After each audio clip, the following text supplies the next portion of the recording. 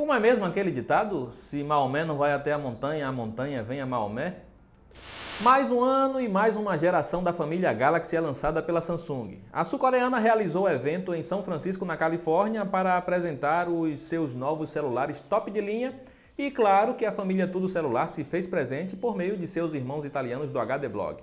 Enquanto muitos esperavam pela chegada do Galaxy S11 e suas variantes, a empresa surpreendeu e trouxe o S20. A lógica é simples, estamos no ano de 2020 e lançar o Galaxy S11 poderia passar a ideia de que está atrasado no tempo. Assim, a numeração foi alinhada com o ano de lançamento. A Samsung também aproveitou para se inspirar na Apple e subir de categoria os seus aparelhos. O S10e não ganhou um S20e como sucessor, mas agora temos o S20, que é o principal da linha.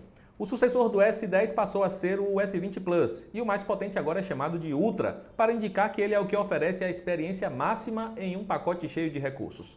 E claro que ele também é ultra no preço. E agora você confere com o Tudo Celular os novos lançamentos da Samsung e suas principais novidades. O S10 foi o primeiro da Samsung a vir com furo na tela, o que iniciou uma tendência que tomará conta da grande maioria de lançamentos em 2020. O S10 Plus veio com um furo duplo, mas parece que a ideia não agradou muita gente e a Samsung acabou adotando apenas uma câmera nas duas versões do Note 10. Este é o mesmo caso do S20 e suas variantes. O furo sai do canto direito e vem para o centro da tela. Ele está menor e mais próximo do canto superior. As bordas também foram reduzidas, resultando em maior aproveitamento frontal. De frente, eles são idênticos, mudando apenas de tamanho. A nova geração é maior que a antiga. O S20, que seria o equivalente ao S10e, é um pouco maior que o S10, enquanto o S20 Plus está mais alto que o S10 Plus, e o S20 Ultra consegue ser ainda maior que o Note 10 Plus. Na traseira temos as maiores mudanças no design. A Samsung abandonou o conjunto de câmeras na horizontal e agora temos o mesmo bloco saltado em posição vertical no canto superior esquerdo, muito similar aos intermediários lançados recentemente. A diferença fica no Ultra, que tem conjunto mais quadrado e traz uma lente periscópio que oferece zoom de até 100 vezes. A Samsung está tão orgulhosa deste feito que até estampou na traseira esse detalhe. Outra grande novidade fica para o mais novo painel Dynamic AMOLED da coreana, que agora é capaz de entregar taxa de atualização de até 120 Hz. No entanto, há limitações. Por padrão, os três modelos vêm na resolução Quad HD Plus, com taxa de 60 Hz. Para usufruir da fluidez superior, é preciso reduzir a resolução para Full HD+. A Samsung alega que esta limitação é para ajudar na autonomia de bateria. E, como dissemos, as telas estão maiores. O S20 vem com painel de 6,2 polegadas, o S20 Plus 6,7 e o S20 Ultra chega a 6,9 polegadas. Claro que todo esse tamanho acaba contribuindo no peso, que chega a 220 gramas, sendo ainda mais pesado que o Note 10 Plus, porém ligeiramente mais leve que o seu maior rival, o iPhone 11 Pro Max. A variante internacional, como já esperado, vem equipada com a plataforma Exynos 990, enquanto a outra versão, a ser vendida em alguns países, como Estados Unidos, chega com o Snapdragon 865. Esse é o primeiro celular da Samsung a vir equipado com memória RAM do tipo LPDDR5, que garante maior velocidade com menor consumo. O S20 e S20 Plus chegam em duas opções, com 8 e 12 GB de memória, sendo ambas com 128 GB para armazenamento e suporte a microSD de até 1 TB. O Plus também será vendido com 512 GB de espaço interno. Já o S20 Ultra é o mais avançado e parte de 12 GB de RAM, com uma variante que traz 16 GB. Já para o armazenamento, teremos 3 opções. No quesito conectividade, há versões 4G e 5G para os menores. Agora resta saber se a Samsung trará para o Brasil apenas o mais básico, como aconteceu com o Note 10. Conseguimos pôr nossas mãos nas novidades e as primeiras impressões foram positivas. A One UI 2.1, rodando por cima do Android 10, apresentou boa fluidez. Mas é aquela coisa, não havia nada instalado no S20 além do que já vem de fábrica. Ao mudar a taxa de atualização para 120 Hz, realmente fica nítida a diferença de fluidez e o sistema responde ainda melhor. Veremos como isso impactará na autonomia, mas a boa notícia é que a bateria cresceu e temos 4.000 mAh no menor, 4.500 no Plus e 5.000 no Ultra. E como você sabe, em breve teremos nossos testes de bateria para ver se essas baterias dão conta do recado.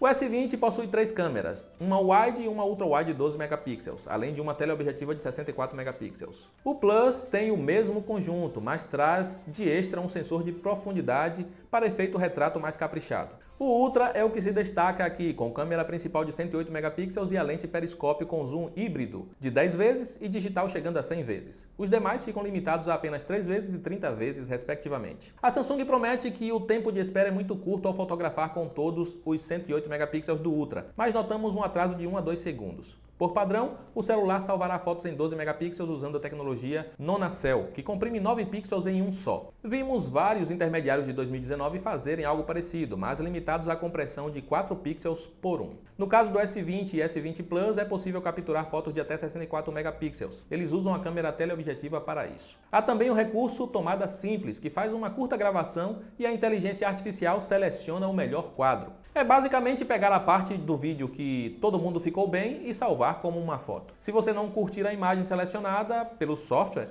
pode escolher entre as outras opções listadas. É um recurso interessante para capturar momentos mais espontâneos, especialmente com crianças pequenas e animais. Na parte de vídeo também temos novidades. Os 3 aparelhos gravam vídeos na resolução 8K 30 fps. É realmente uma resolução insana. E depois veremos se eles não sofrerão com superaquecimento como tivemos nos primeiros da Samsung a gravar em 4K a 60 fps. Além disso, a estabilização foi aprimorada com o Super Steady, que usa uma combinação de estabilização via hardware e software, para reduzir ao máximo os tremidos. Os novos flagships coreanos têm pré-venda iniciada agora em fevereiro, chegando ao mercado no início do próximo mês.